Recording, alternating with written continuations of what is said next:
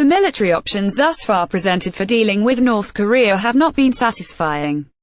WaPo White House wants Pentagon to offer more options on North Korea. The White House has grown frustrated in recent weeks by what it considers the Pentagon's reluctance to provide President Trump with options for a military strike against North Korea. According to officials, the latest sign of a deepening split in the administration over how to confront the nuclear-armed regime of Kim Jong-un. The National Security Advisor, Lieutenant Gen. H.R. McMaster, believes that for Mr. Trump's warnings to North Korea to be credible, the United States must have well-developed military plans, according to those officials.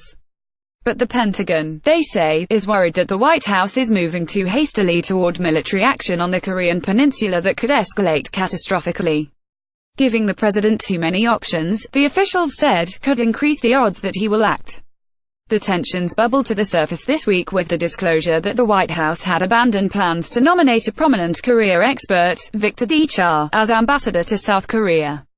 Mr. Cha suggested that he was sidelined because he warned administration officials against a preventive military strike, which, he later wrote, could spiral into a war that would likely kill tens, if not hundreds, of thousands of Americans. But the divisions go back months, officials said. When North Korea tested an intercontinental ballistic missile in July that experts concluded was capable of reaching the west coast of the United States, the National Security Council convened a conference call that included Secretary of Defense Jim Mattis and Secretary of State Rex W. Tillerson. After General McMaster left the room, Mr. Mattis and Mr. Tillerson continued to speak, not realizing that other participants were still on the line. The officials familiar with the matter overheard them complaining about a series of meetings that the National Security Council had set up to consider options for North Korea. Signs, Mr. Tillerson said, that it was becoming overly aggressive.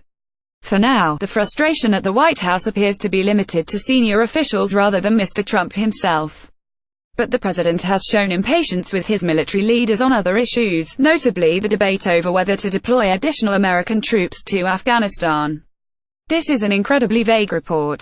As I've often noted, the White House is a building, it has no policies or feelings.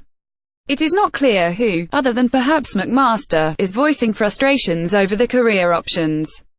Given what we know of him, we'd expect Trump himself to be frustrated, but the report claims this is not the case.